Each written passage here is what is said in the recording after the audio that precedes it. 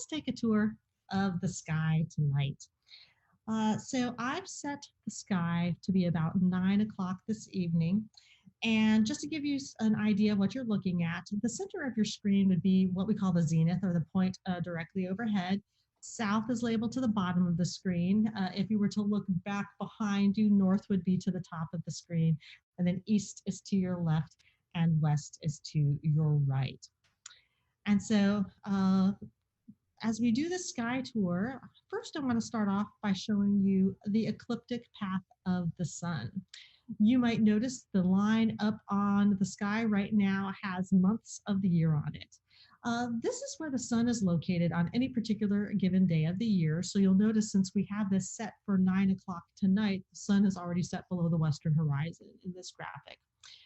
If you wanted to go outside tonight and try to find the ecliptic yourself, you could look for the moon and Venus.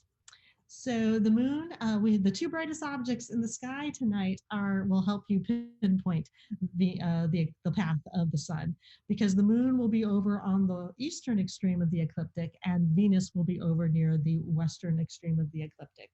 And that's because not only does the ecliptic show the path of our sun, but the moon and the planets hang out there as well. And what this really tells us is that our solar system is flat like a pancake, and the ecliptic is roughly where that pancake lies on the sky.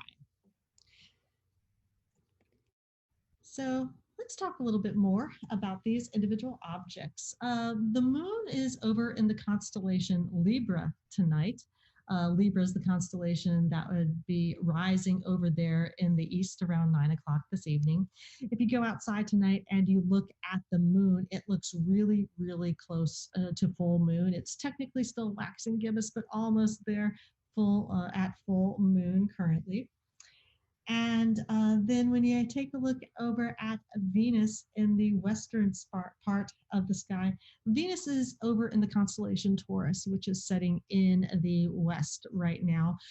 You have probably noticed Venus at some point over the course of the past few months. Venus has been a sort of a brilliant beacon of light over in the western sky. And that's due to where Venus is in its orbit with respect to us and the sun right now. The brightest thing you'll ever see in the sky is the sun. The second brightest object is the moon. And the third brightest object you see in the sky is Venus. And it's been shining so lovely over there. Now, you'll notice I said the moon was in Libra and Venus was in Taurus. So you might have gotten an idea that the ecliptic is associated with the signs of the zodiac. In fact, the reason why the signs of the zodiac gained cultural importance is that they were the constellations that showed changes that were the sun and the moon and the planets traveled through. So let's actually do a tour of some of the signs of the zodiac, starting with Gemini over in the western sky. Gemini is known as the twins, and that's because the two bright stars that you see up there by the letter G are Castor and Pollux, which is the Roman twins, so the twins from Roman mythology. But what I also wanted to mention is that these two stars have been known as twins since before Roman mythology. They were actually known as the Great Twins in Babylonian astronomy as well. Now, those two stars might look like twins up in the sky, but one of them is actually about twice as far away from us as the other. And that just shows that we don't have a good depth perception on the sky. Stars can be different brightnesses, and so just because two stars look like they're the same brightness up in the sky, it doesn't really give you the distance information that you might think. The next sign of the zodiac, going from west to east across the sky, is the constellation Cancer. This is actually the faintest of all of the zodiac constellations. Living here in a city like San Diego, if you and I just went outside on a normal night, we would actually have a hard time seeing this from a city. Now, Cancer is also known as the crab. I've never been able to figure out the crab of these stars in the sky. And the crab is a crab that appeared when Heracles fought the Hydra in Greek mythology, and Heracles threw the crab, actually the goddess Hera threw the crab up into the sky after it bit Heracles. So don't bite Heracles, I think is the idea there. So you might not be able to see this constellation up in the sky easily, but the next constellation of the zodiac over actually is fairly bright and bright enough to be seen in a metropolitan area like San Diego, and that's Leo the Lion. The easiest way to take a look for Leo is, if you'll notice, it looks like you have a backwards question mark on the right and then a triangle on the left. Both of those features can be seen from San Diego. The bright star at the bottom of the backwards question mark is called Regulus, which means prince or little king. And it is a star that's about 77 light years from our solar system. Now, a light year is the distance that light travels in a year. So if you go outside tonight and look up at the star Regulus, you're not seeing it as it was, you're seeing it as it was 77 years ago, because that's about how long it takes for light to travel from Regulus to get to us. The next sign of the zodiac over to the east is the constellation Virgo, the Maiden. It is the second largest constellation of the 88 modern constellations that astronomers use. Its brightest star is named Spica, which refers to an ear of wheat, because Virgo, the Maiden, is actually sort of it's a spring constellation, and it has to do with fertility. Now, the Spica, that bright star, is the 15th brightest star that we see in the sky from the Earth, and it's located about 260 light years from our solar system. And then we get over to Libra, the scales of justice. It is the only zodiac sign that does not actually represent a living creature. And once again, kind of hard to see from the sky here in San Diego, but if you wanted to go look for the scales of justice in the sky tonight, go take a look at where the moon is. And so that's a tour of the zodiac going from west to east across the sky. I want to mention just a few more constellations. South of the ecliptic, we see Hydra, the sea serpent. It is the largest of the modern 88 constellations that astronomers use. And the brightest star in Hydra is named Alphard, which comes from a phrase that means the solitary one, because you might notice down there in that part of the sky, there aren't a whole lot of bright stars. And so the name of Alphard reflects that. And it is a star that's about 177 light years from our solar system. And the constellation Hydra is huge. So it pretty much takes up the entire southern sky from the point of view of San Diego, below the ecliptic if you go outside around 9 o'clock tonight. So let's go up to north of the ecliptic. And there's the constellation Auriga, the charioteer. The brightest star in Auriga is named Capella. It's one of the brighter stars in the winter sky. So if you've been sky watching over the course of the winter and spring, you have undoubtedly seen it. It in color is very similar to what our sun would look like from a distance. And one of the things that's always interested me about that particular part of the sky is that it is where we would locate the galactic anticenter, which is a fancy way of saying if you wanted to look towards the center of our galaxy, you would look opposite Auriga. When we're looking towards Auriga, we're actually looking along the line directly out from the center of our galaxy. And then one of the more popular constellations up in the sky is Ursa Major, the Big Bear. But you're probably more familiar with the Big Dipper part of it up in the sky. And this is a huge constellation. It actually takes up over 3% of the total sky just itself, making it the third largest of the constellations. But the stars that are not a part of the Big Dipper itself are much fainter and harder to see from a large metropolitan area like San Diego. And then I also wanted to mention Boötes. If you follow along the arc of the handle of the Big Dipper and you kind of make a sweeping circle from it, we say we follow the arc to Arcturus, which is the bright star down at the bottom or at the base of the constellation Boötes, the herdsman. Now, Arcturus is a term that means guardian of the bears, so it's likely named after its proximity to Ursa Major, and it's about 37 light years from our solar system. If you want to go look for the constellation Bootes and the star Arcturus tonight, people say that this constellation looks like a kite up in the sky, but because it's visible mostly in the summer, I always think it looks like an ice cream cone. That's kind of what I see up in the sky. So that's a tour of what's up in the sky tonight. Now we want to specialize to a topic, and here at the Sky Tonight, we specialize to a different topic every month. And I had a request to talk about magnetic fields in space.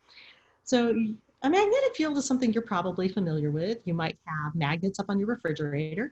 You may have used a compass to find north.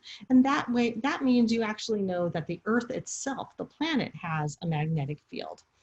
But did you know that the magnetic field of the Earth changes with time? And that means that the magnetic field of the Earth is very different than the magnets up on your refrigerator. So if we were to try to try to conceptualize what the magnetic field of the Earth looks like, close to the Earth, the magnetic field would look kind of like a butterfly.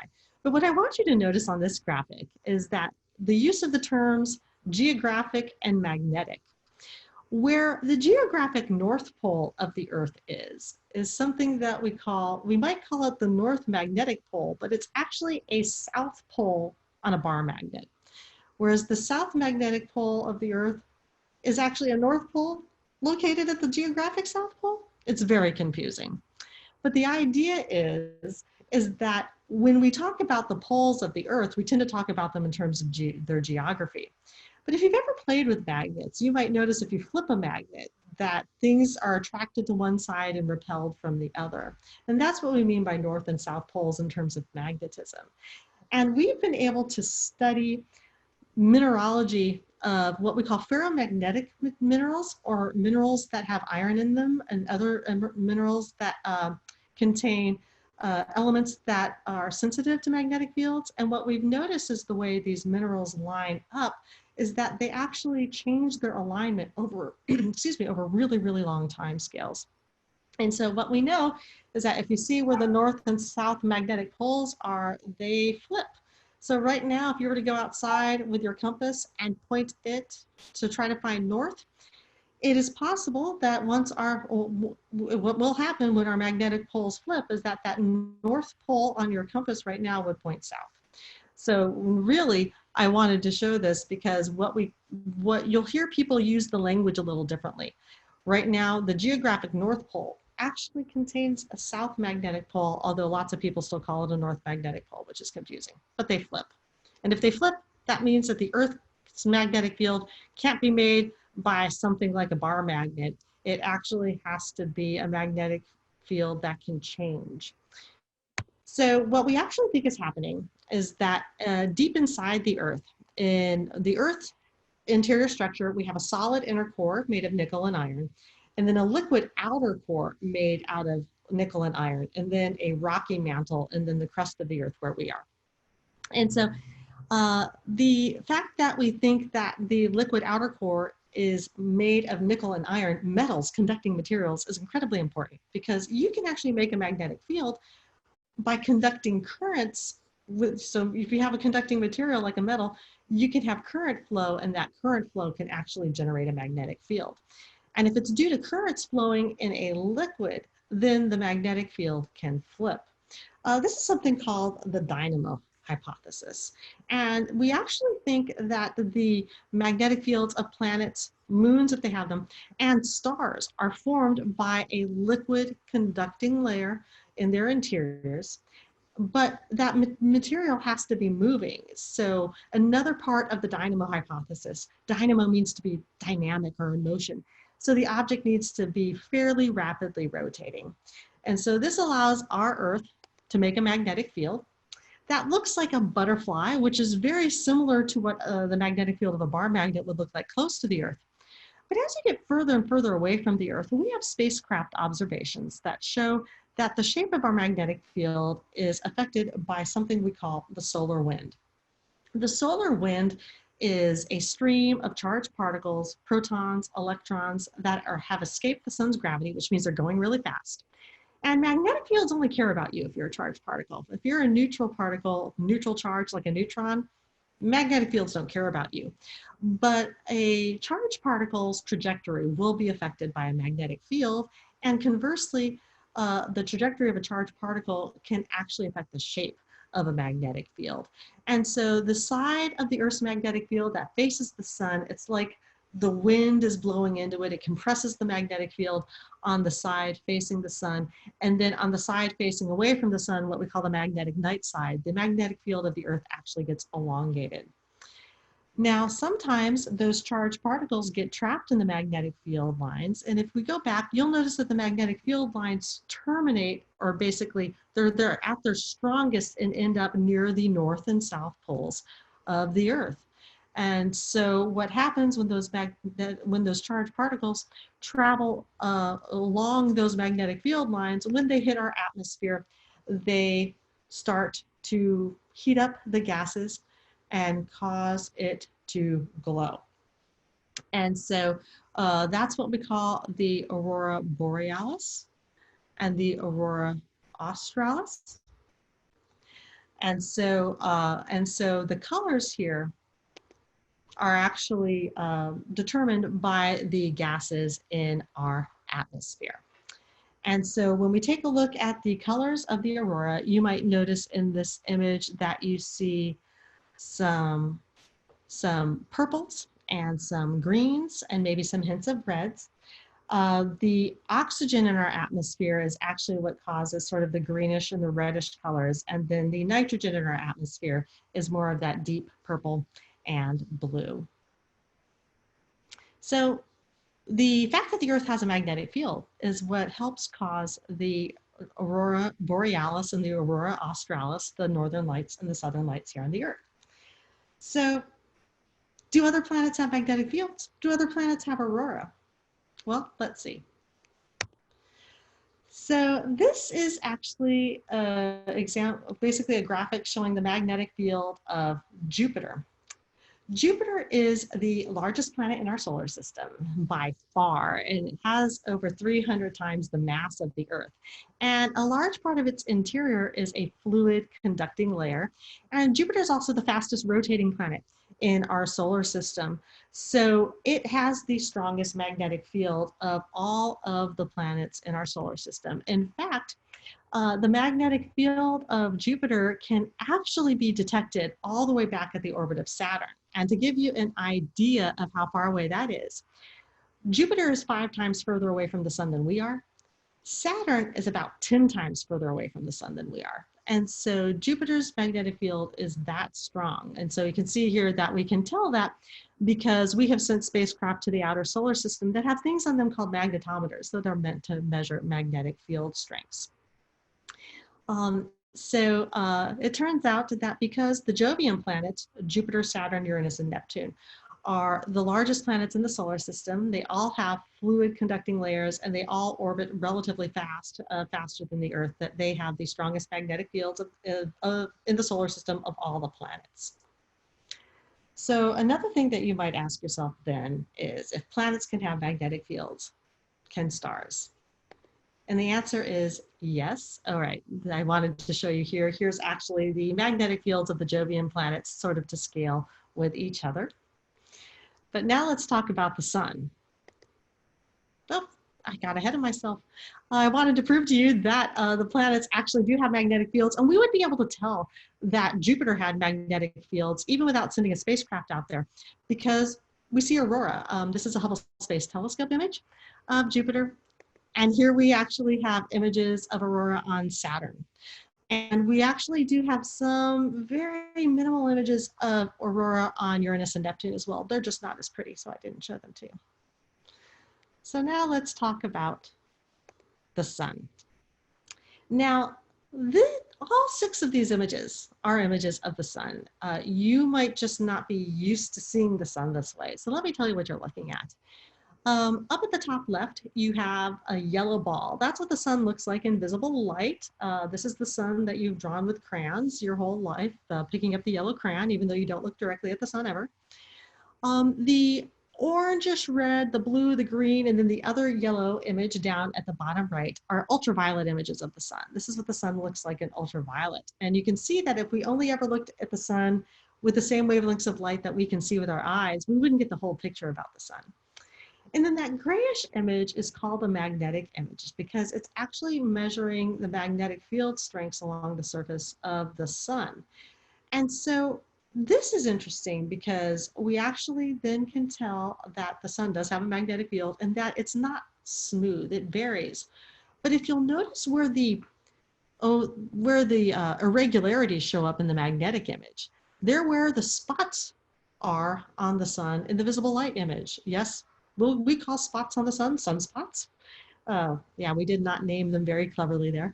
And it turns out that sunspots are actually due to the sun's magnetic field. And then you'll notice the bright areas that we see in the ultraviolet. The ultraviolet is mapping areas of the sun's atmosphere, or what we call the layers of the atmosphere of the sun above its surface, the yellow ball that we see. And the areas with sunspots have tremendous activity, like solar flare activity, above them, and we see those in the upper layers of the sun. So what's happening? So we know that the sun would have sort of a fluid metallic layer inside, but that fluid metallic layer isn't something like nickel or iron. It's going to be plasma. The inside of the sun is so hot that the atoms in the sun are stripped into their constituent more protons and electrons. So basically we've got this layer of charged particles that can run around. The sun rotates once a month roughly, which for its size, it has over 300,000 times the mass of the Earth, for example, and it's over 100 times the radius of the Earth. So rotating once a month means it's still a relatively fast rotator. It is generating a magnetic field.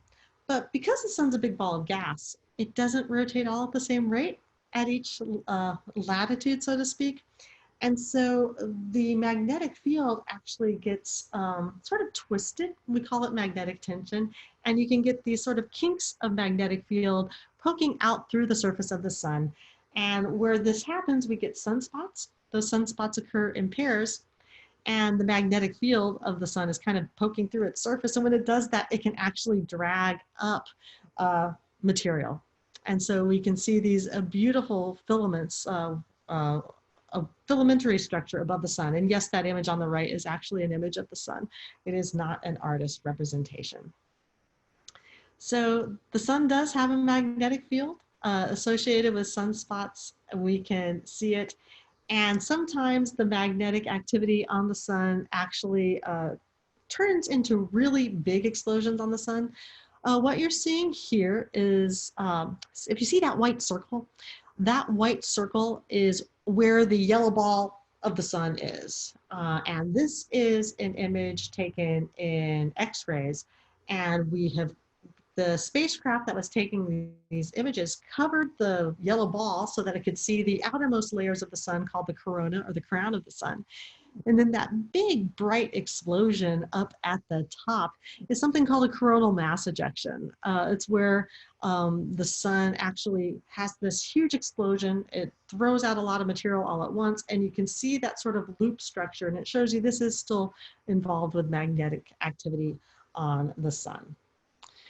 So hopefully I've been able to convince you that the sun actually does have a magnetic field, and it's related to activity on the sun. So the question is, if the sun has a magnetic field, do other stars have magnetic fields? So the image on the left is an actual image of a star, the star Antares, and the image on the right is an artist representation of what the data is of that observation on the left. This is the best image of a star other than the sun that we have. Stars are also very far away that we actually can't see good details on their surfaces from the Earth. But when we see something like what we're seeing in the image on the left, we're seeing what we think are probably flare structures or different activities, places of stellar activity. And this would argue that Antares is a star that does have a magnetic field. And we can actually measure magnetic fields in other ways on stars if we take a very careful look at the light that they emit, which is a science called spectroscopy. So if the sun and its solar wind can affect the Earth's magnetic field, can anything affect the sun's magnetic field? And the answer is yes. Now we're stepping way, way, way far away from the solar system and looking back So you see the sun and the planets. And then we have something called the heliopause. The heliopause is an interesting place. It is defined as where the magnetic field of the sun is weaker than the magnetic field of the rest of space surrounding that system. So think of it as where the magnetic field from our sun is no longer the strongest magnetic field a spacecraft would be detecting. And so speaking of, have any spacecraft ever gotten that far away from the Earth? And the answer is yes. In this graphic, you might notice that you can see roughly where Voyagers 1 and 2, which were launched in the mid-70s, are. And so a couple of years ago, you might have heard that the Voyagers had left the solar system. And this is one of these cases where the edge of the solar system is a very hotly debated idea, depending on what sort of astronomy you study. But one definition of the edge of the solar system is the heliopause, where the sun's magnetic field no longer is the strongest magnetic field. And so by that definition, Voyagers 1 and 2 left our solar system a few years ago. So stars have magnetic fields. They can affect the regions around them. And the stellar magnetic fields can actually turn into some interesting phenomenon as stars meet the end of their lives. So this is a detection, the first observation of pulsars, as you can see, which happened in 1967. Jocelyn Bell Burnell was doing radio astronomy of our Milky Way, the plane of the Milky Way across the sky. And she noticed that there was a detection of something that appeared to be making regular pulsations. You're getting regular radio signals at equal temporal spacing, or at equal times. And so it was like something was pulsing. And that's where the definition of a pulsar was, or it came from. And so people need to figure out what could be causing regular pulsations out in space. And the best idea, the best hypothesis for what actually is a pulsar is something called a neutron star. So remember how I said that black holes are formed when really large stars greater than about 20 times the mass of our sun come to the end of their lives. Well, if a star is more than about 8 times the mass of our sun, it'll also explode in a supernova. However, it's the core that's left behind isn't massive enough to turn into a black hole. So it turns into something called a neutron star. Now, what neutron stars all have in common is that they're small, about the size of a city, but with more than the mass of the sun condensed in it.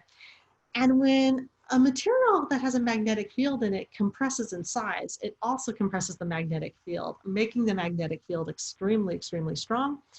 So the same way our magnetic field can affect charged particles and cause aurora on the Earth, we get these hot spots on this neutron star.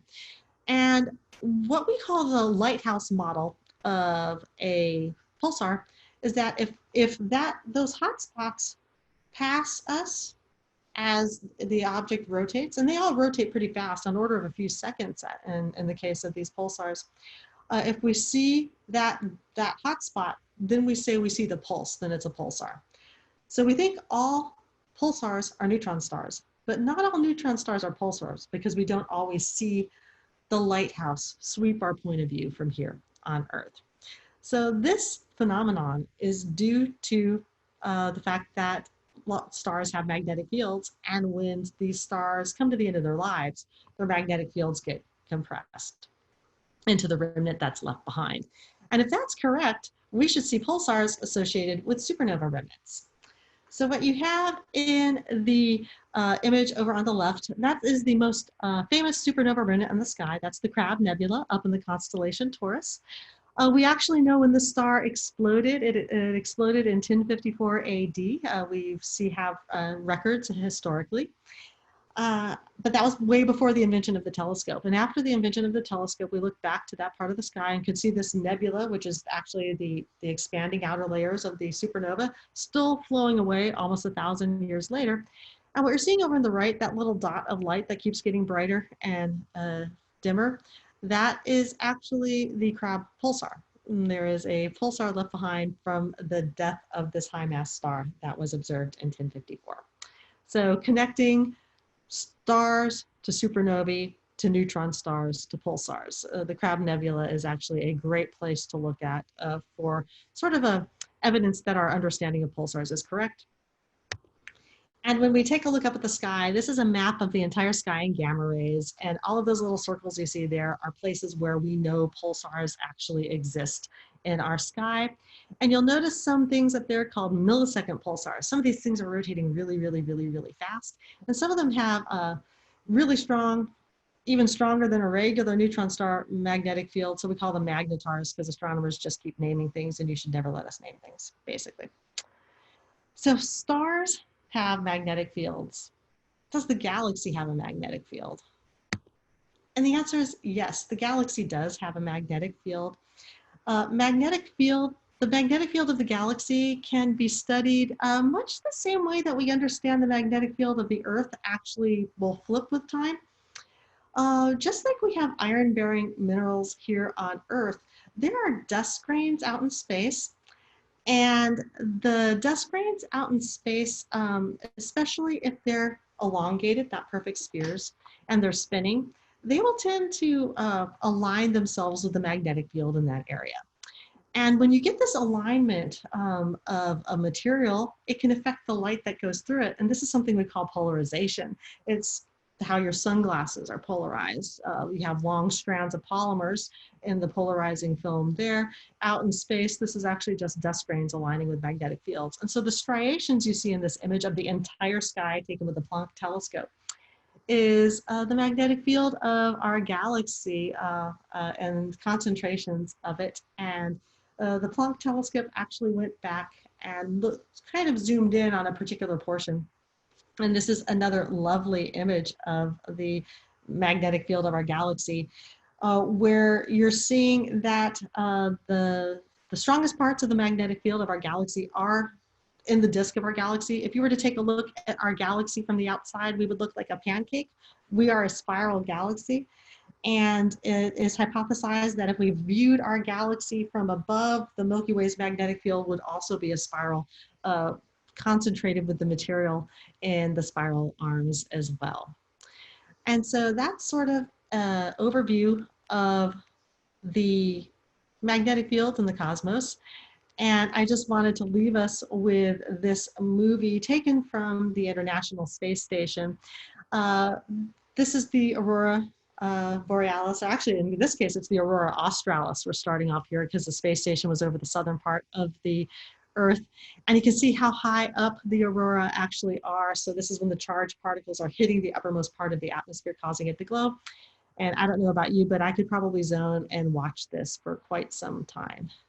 So I think we're at the point now where, if you like, we could start doing some questions. So let's take a look. Remember, we have a Q&A option for you over there. We do, yes. First is a comment from Brian. Thank you for doing this, Professor. You're welcome. Thank you for being here. And then someone would like to know how small the smallest star is. All right, so that's a really interesting question. So it depends on, we can talk about it in terms of mass or in terms of radius. So I'll talk about it in terms of mass because it turns out that there is what we call a minimum mass for a high mass, or a minimum mass of a star. Stars are powered by nuclear fusion in their cores. And in order to get nuclear fusion of hydrogen to helium to start, the star has to have at least 8% the mass of our sun. So 8% of the mass of our sun is the lower mass limit for a star. In terms of radius, that actually means that the radius of the star can be smaller than Jupiter's radius. And so that always freaks out some of my students. But yeah, answer it two different ways. Stars can be incredibly small and they can be incredibly faint. In fact, when you take a look at stars up in the sky, the faintest star, or actually the closest stars to us, are still hard to see because they are so faint. They're so small. I should probably unmute myself. The other question is, how big is the biggest star? So how big is the biggest star? So we have a couple of, actually, how should I put this? finding the biggest star is still one of the things that we're trying to do in astronomy. Like what is the biggest star we found? And so in terms of the biggest stars that we found, about 150 times the mass of the sun. Now, that that isn't the upper mass limit due to our models, but it's sort of the upper mass of what we've been able to observe. The higher the mass of a star, the faster it burns through their nuclear fuel. And so I always think of it as how SUVs have really bad gas mileage. The higher the mass, the more it takes to burn through their fuel. And so high mass stars aren't around a long time. So it could be that it's hard to find them for that reason, or it could be that we just don't understand what the cutoff is. But right now, about 150 times the mass of the sun. And one of the biggest stars that is sort of famous that you can see from the Earth in the Southern Hemisphere would be Eta Carina. So that would be something to look up. Unmuting myself. And the next question is, why is the aurora green? Why not a different color? All right, so most of the aurora we see are green due to the energies of the protons and electrons coming in and interacting with the oxygen in our atmosphere. But we actually do see some reds too, and purples.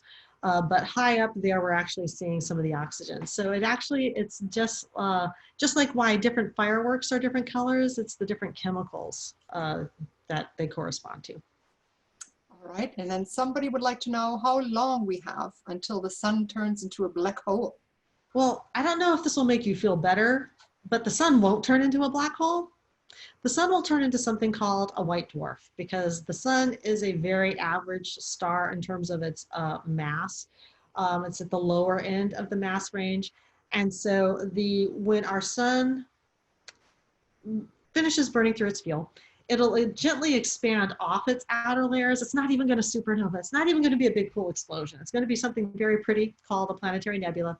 The white dwarf left behind will have a radius about the radius of the Earth, a mass about, less than the mass of the sun is currently, but still a lot of mass. And yeah, it'll just be a white dwarf. I mean, we're not going to want to be around, but it's not going to turn into a black hole. Sorry. Too bad. I'm still waiting for the time travel, with the black holes. I know. The next question is, Uranus has an eccentric orbit and spins almost on its side relative to the ecliptic. Does this affect its magnetic field? Great question. Yes, Uranus is actually on its side. It's tilted at about a little bit over 90 degrees. Neptune is more like the Earth in terms of about 30 degrees in terms of its tilt. But they both have really wacky magnetic fields because what we think their liquid conducting layer is made out of is actually, I keep seeing it referred to as a slush. It's ices. And so the magnetic field is a little clumpier. When we tend to think of our magnetic field of the Earth, we tend to think of it as being centered on the core of the Earth. The magnetic fields of Uranus and Neptune are actually kind of asymmetric and offset, and it's actually more due to the material that it's made out of other than the tilt. But great question. And then what is the best vantage point for viewing planets and stars in San Diego? Well, of course, I have to be biased and say after the Sky Tonight shows with San Diego Astronomy Association, because the wonderful people of the San Diego Astronomy Association bring out their telescopes every time we're at the dome after the shows. But we're really lucky here in San Diego that although we live in a big metropolitan area, we've got nice clear desert skies very close by. And in fact, Anza Borrego is a designated dark sky spot by the International Dark Sky Association. So if you can get out east of San Diego towards Anza Borrego and even Julian up there, you have some good skies. Or on the beach, when we're allowed at the beaches at night, when there's no marine layer, you can get really good dark skies at the beach too. Awesome, thank you so much.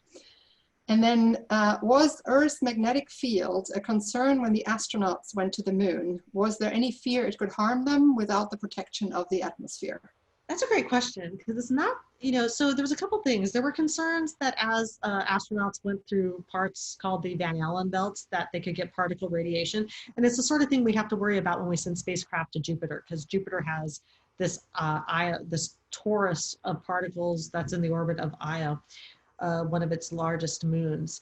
But actually, in many ways, our astronauts are safer, say, in the protection of the Earth's magnetic field. So once they're outside the protection of the magnetic field, then those high-speed particles coming out of the sun during those solar mass ejections, for example, those can actually cause danger to the astronauts and to the spacecraft themselves. And so, astronauts up in the space station are still well within the Earth's magnetic field, and that actually is a protective layer.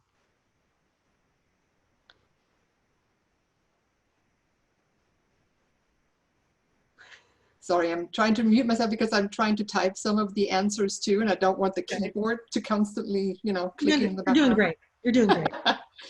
How long did the biggest star live? So when we tend to think of stars and their estimated lifetimes, our solar system is estimated to be about 4.6 billion years old, and our sun has an estimated lifetime of about 10 billion years. So our sun's kind of middle-aged. The slowest mass stars that burn through their fuel really, really, really slowly, we think can live on order of hundreds of billions of years. Whereas the highest mass stars probably burn through their fuel really quickly, just like in a couple million years. Now, remember, in astronomy and geology, a couple million years is like that. That's really quick. And so they die really quickly. Thank you. Next question is, why isn't Jupiter a star? Why didn't it ignite? Fantastic question, because Jupiter is mostly made out of hydrogen and helium, just like the sun, but it is not massive enough. So in order to get nuclear fusion to occur, you need high enough temperatures so that the particles are going really fast so that they'll run into each other, because nuclear fusion is when the nucleus of two atoms comes together. And they don't want to do that because they're both positively charged. So you got to run them at each other really fast before they can say, hey, back off.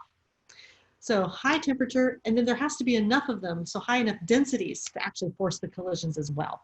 And so Jupiter isn't massive enough such that it has an area inside of it that has that critical density and temperature combination. Excellent answer. I try. The next question is, can you briefly describe gravitational waves? I know it was a monumental event a few years ago, but what does it mean for astronomy? Wow, that's a really interesting question. So gravitational waves were predicted back in the early 20th century by Albert Einstein in his general theory of relativity. General theory of relativity dealt with gravity and letting objects actually accelerate in things like gravitational fields. And the prediction from that was that if you had objects causing ripples in space-time, those ripples are what we call gravitational waves, and we should be able to detect them. Now, an object just like us and the moon or the sun, sort of single isolated large masses aren't really going to cause ripples that we're going to be able to detect. So that's why, if you've been following the news with the detection of gravitational waves, it's always about, oh, we have two black holes orbiting each other or two neutron stars orbiting each other. Because as they come in closer and closer and closer and closer together till they collide, the speed of the waves, or I shouldn't say the speed, the frequency of the waves that they're generating increases. And so we can actually see sort of it almost looks like a seismic wave signature of these events. But we know they're not seismic waves because gravitational wave detectors have to be really huge, located in multiple regions, so that if we're having an earthquake, say up in Washington State, which is where one of the detectors are, we can check the other detector in Louisiana and say, hey, we saw the same thing there, and Louisiana does not have an earthquakes. And so we tend to seismically isolate the equipment and double check. Thank you. So one way to think about it is that gravitational waves not only are allowing us to see direct detection of something emitted by a black hole in those cases, which was really exciting, but it was also another case of evidence that general relativity is right. Next question. What is the best month to visit Alaska if I want to see the Aurora Borealis? See, that's a hard question. I've always heard sort of spring and fall, because you would think winter would be the best because you can get like almost 24 hours of darkness up there, but then you get bad weather. So you have to sort of play the game. I know a lot of people tend to go up in the spring. to look. I have not yet seen, I've not yet gone up to Alaska to see them, but I saw aurora once in Northern California as a kid and once in Arizona. Don't even have to travel when the sun is particularly angry and sending out big explosions. That's awesome. Yeah, they tend to be more red down at these latitudes though. So if you're in a big city, you might just think of it's like sky glow from city lights. So you have to know what you're looking for. Is it possible to know when they might be visible in California or in Arizona? Yes, there are monitoring stations that predict where aurora should be for the activity we see on the sun. And so if you look up something called space weather, that's the phrase you'll want to use is space weather if you want to see. Wonderful. This way, if we can't travel to Alaska, maybe we can look it up and watch it closer to home. Yes. The next question is it possible to see the aurora on other planets from Earth? That's a good question. If you've got the Hubble Space Telescope, you can. If not, probably not. Although there are some people getting really good at getting details out at Jupiter, but it isn't just visible light. When we've been showing you the detections of aurora on Jupiter and Saturn, we've also been incorporating some ultraviolet data as well. So let's just say it's harder than it is just to look for them here. So the answer to the next question, I would like to say is me, but I know that's not right. The question is there a center to our universe?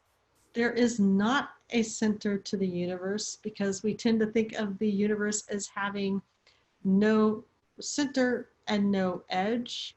It's weird. You got to think of the universe in terms of space and time.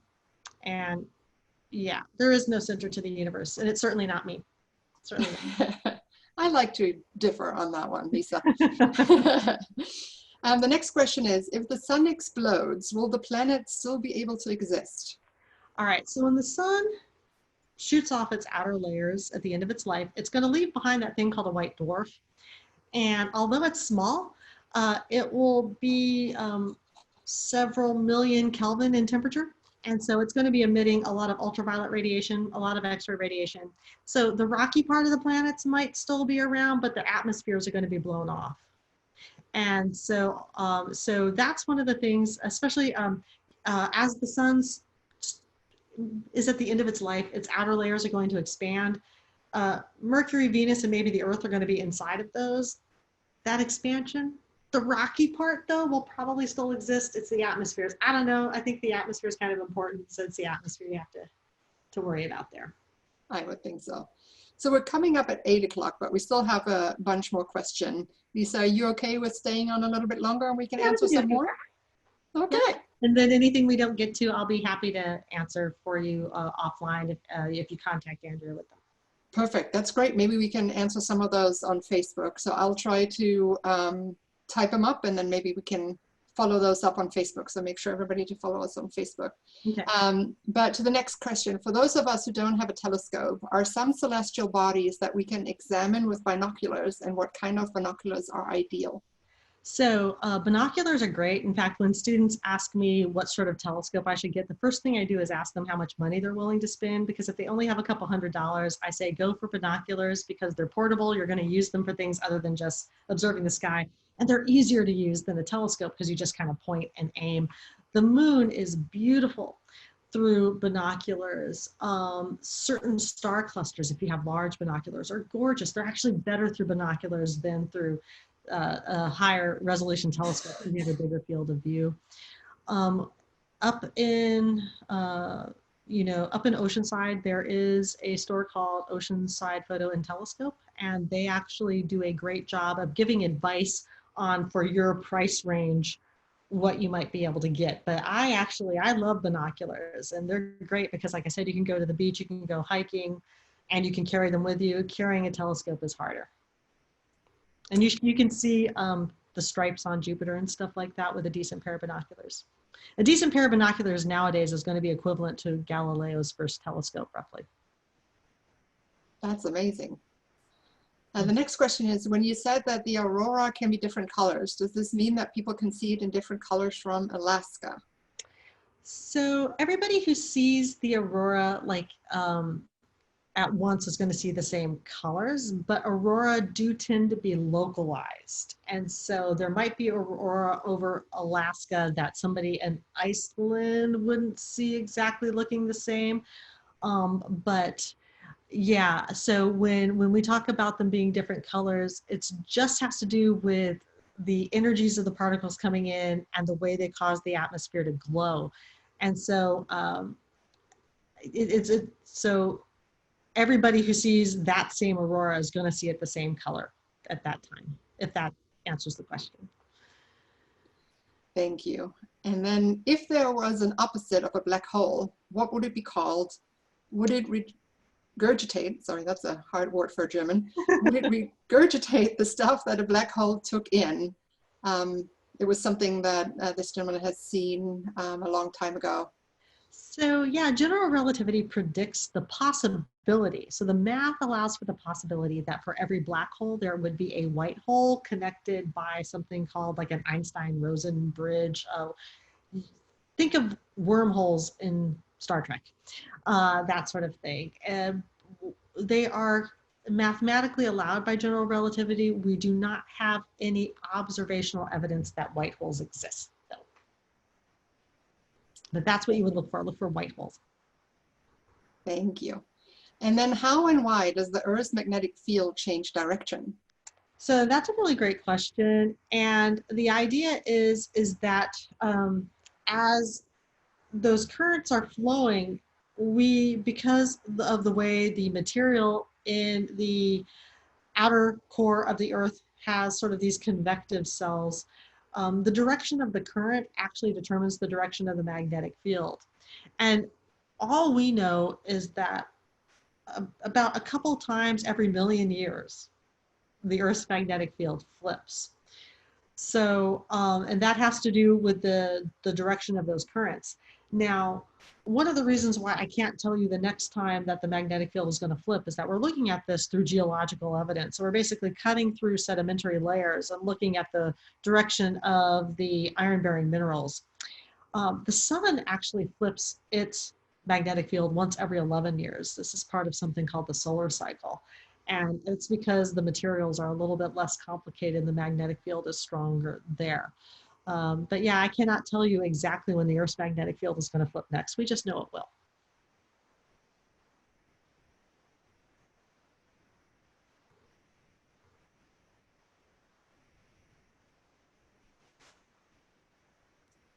All right, sorry, we're coming up to 8:05. Thank you, Lisa. So I think we're going to take one more question, and then I will try to capture the rest of them, and we'll try to follow up on Facebook with all your wonderful questions. They're super interesting. I love it. Yeah, they'd be great questions. Is Betelgeuse still dimming, and is it considered that it is dying? I am so sad because Betelgeuse started getting brighter and I wanted it to blow. I think we all deserved a naked eye supernova, but it actually attained about 100% of its original brightness. So no, it's not still dimming. It's probably not going to explode soon, and that makes me very sad. But there's always next winter. That's right, there's always next. All right, that concludes our session then for tonight. Lisa, thank you so very much for this talk. I really appreciate it. Everybody else, thank you so much for joining us tonight. I hope that you enjoyed the show. I hope you will join us for others. You can find all the event information on either on our Facebook page or on our website. It's fleetscience.org. And please consider supporting us. We hope that you enjoyed this so much that you will keep us in your minds for future events and some support. Thank you so much and have a great night. Good night, everyone. Thank you. Bye. Good night. Thank you.